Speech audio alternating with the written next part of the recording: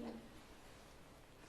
So let me introduce myself. I'm trained as a midwife, a social cultural scientist, psychologist, and as a psychotherapist.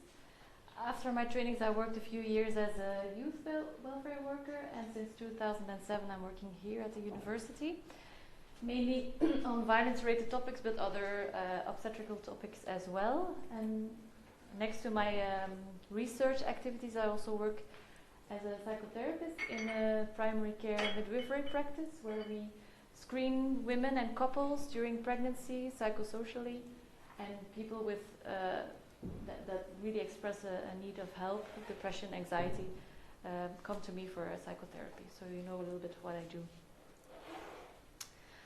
Today I would like to explain a little bit the main findings in my for my PhD.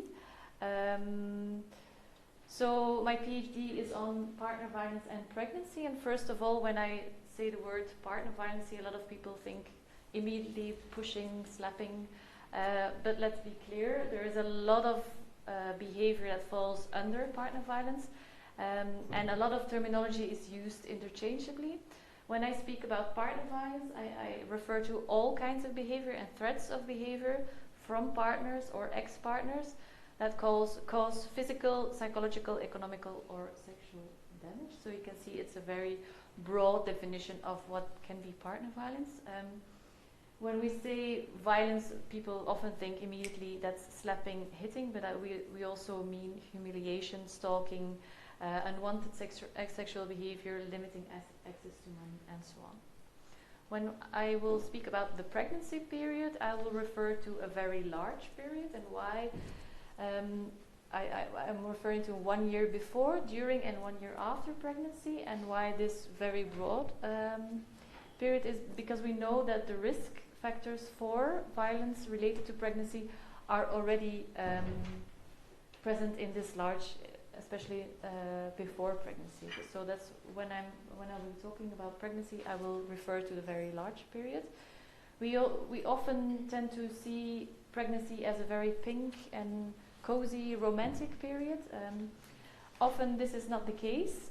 Pregnancy is more like a transition period where couples need to adapt to new roles. There is a lot of stress on the shoulders. So it's not only pink, it's intensive in a positive and negative way.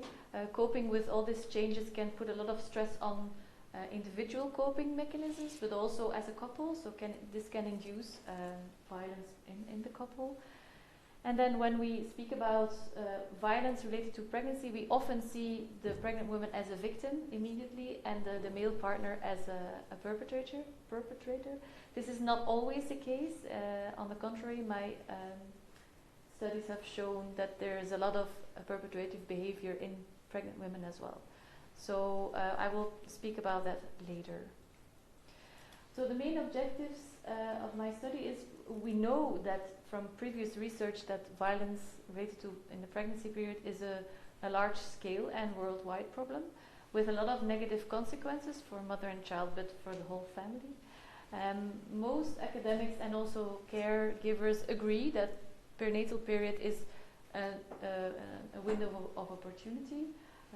Because it's often the only time in the lives of many men and women that there is regular contact with healthcare workers, and there is a certain openness to discuss these issues. So we do have a lot of knowledge of what the problem is and what the consequences are. We don't have so much knowledge on what to do about it, what works, how can we address the problem, especially in the perinatal period. So that's why we decided to do a large-scale intervention study. And we researched the effects of a referral-based intervention and saw the impact. We explored the impact on IPV prevalence, psychosocial health, and help-seeking and safety behavior. So how did we do this study?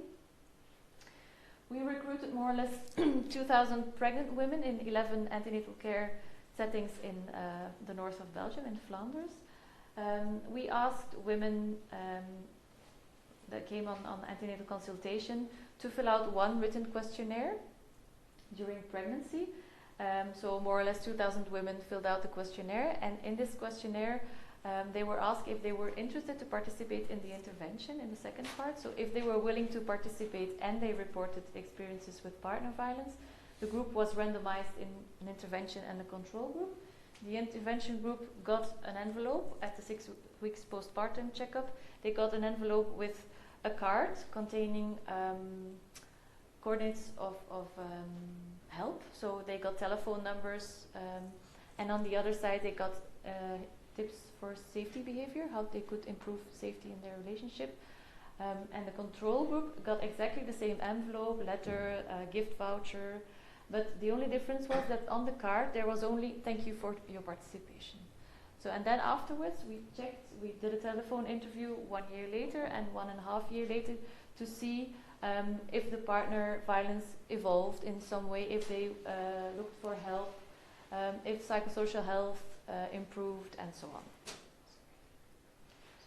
So the main results of the study, as far as prevalence, we found that 15% of the women reported some kind of victimization of partner violence, and 20% reported violence from all perpetrators, including partners, and so that means that more or less 6% were non-partners, the perpetrators.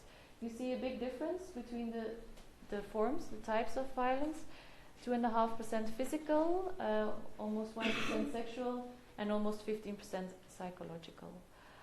And this pregnancy period, to be clear, is 1 year before and or during pregnancy, so it's a large period. The reason why this psychological violence is high is probably linked to our definition. It is very difficult. There is no clear definition on what is psychological partner violence, and there is no good instrument to measure it. For example, slamming with the doors, screaming, is this normal in a couple, or is this transgressive? For example, if my partner would all of a sudden start screaming at me, I would be very shocked. But in other couples, this is a normal way of communicating, and people don't really suffer. So it's very, very difficult to have a clear line what is transgressive and what not. In physical and sexual, this is quite clear, and the very extreme forms in psychological are also very clear. But this gray zone of normal communication and conflict resolving skills in couples is very difficult to measure. So that's probably why our prevalence rate is quite high. It's because we also included the lighter forms, the low risk behavior, and that means your partner wants to know where you are at every time of the day, for example. This is also a thing we included. For some couples this is normal or normal general concern. For other couples it's extreme behavior. So we can discuss of what is psychological violence or not, but that probably explains our high rate. When we compare this percentage to other studies, it's not abnormal. It's completely within the range you would expect. We also explored the correlation with psychosocial health, and we found a very strong correlation with psychosocial health and partner violence. In the group of women that reported partner violence, more than half of them had a poor psychosocial health. The group of women that didn't report partner violence, you only have 20% of poor psychosocial health, and this is what you would expect in a normal population, between 20 and 30%. The scale of psychosocial health was on 140 points, so when your psychosocial health decreases with 10 points on 140, the chances of reporting violence, or the odds, increase with more than half. So there is a clear link between psychosocial health and partner violence. This scale consists of several subscales, so depression, anxiety, self-efficacy, mastery, worry, and stress. And when we put the subscales individually in the model, we only found a strict correlation with depression and stress with partner violence. So probably this scale is not a very good scale of measuring these individual types of mental health. And we would probably more find a general distress that is linked with partner violence. The results of the intervention study. We asked our women that were randomized in the two groups. So there were 250 women randomized, more or less 100 in the intervention group and 100 in the control group. And we asked them if they did a certain behavior themselves or if a partner did this behavior, and we found actually almost the same percentage. So pregnant women are as violent as their partners and vice versa. So there is no statistical significance difference between both types. We did found a decrease of 30% of partner violence over the whole study period. But we cannot link it to the intervention. So we don't see a difference between the intervention and control group. We do see a decrease of violent behavior from the moment they filled out the questionnaire during pregnancy to the first interview in postpartum. We also found an increase in psychosocial health, so women tend to be better off during this study period. Again, we don't see any differences, statistical significantly differences between the intervention and control group. So we cannot say that people report less violence or are better off psychosocially linked to the card they got. Almost 24% of the women they sought for formal help, so they went for help with the police and advocaten. Lawyers, that's the word.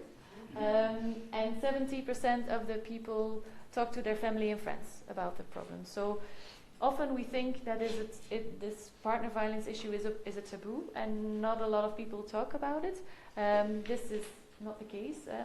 70% of the women talk about this relationship difficulties to their environment. So this might be an important thing to, if we design new studies, that we might use this informal network to do sensitization or interventions. And 30% of the women did do one of the safety behaviors that was on the card. And for example, we wrote down that you can make a safety bag with clothes and copies of important documents and store it in a safe place. So 1 in 3 women did this kind of behavior. We also asked the women, to what extent did you found this questionnaire or the interview helpful? So asking questions or getting questions on partner violence. And more or less 40% of the women said, yes, it's a little too very helpful for me. You see a very similar percentage for the questionnaire and the interview. So only asking questions or being asked questions about their relationship and the violent aspects in the relationship seems to help women. The dark blue bar is the intervention group, the light blue is the control group, so you don't see a big difference between the two groups in the questionnaire or the interview, at least certainly not a statistical difference. But when you look to the difference from the referral card from the referral card in comparison to the thank you card, you do see a difference. It's not statistically significant, but you do see a difference between both. So the intervention group seems to have seems to feel that it's more helpful than the control group, which got only the thank you card. Probably when we would have had a larger sample, we might have found a statistically significant effect there. So, in conclusion, we found that violence during pregnancy is very prevalent. 1 in 6 women report some kind of experience with violence, and it's mainly psychological violence and mainly linked to the partner. A lot of women told me that this behavior was not so serious. It's normal behavior. It's really light forms. So they don't see it as problematic. It's not necessarily problematic at this stage, but we know in the long term that it can be very damaging for the relationship and also for the children. We found a very strong link between partner violence and psychosocial health. So we also found that asking questions is a very helpful thing, but probably only giving women a referral card, that probably will not be sufficient as an answer to the problem. I think we need to do something about this tolerance in Belgium. There recently was a study in a lot of European countries that found that Belgian women really have a high tolerance for violence, and we seem to have found a very similar thing. They reported very physical violence, and they told me this is normal, this is okay, this is normal conflict behavior. So we need to do some sensitization there and make people aware of the fact that fighting and pushing and grabbing each other is not so healthy and not necessarily part of normal conflict resolving. Since there is such a strong link between psychosocial health and partner violence, it would be a good thing to screen all women for psychosocial health, including partner violence, and maybe one consultation specifically for women where all this psychological, emotional, and relational stuff can be asked would be an improvement in the current system. Okay, that's what I wanted to share. Are there any questions?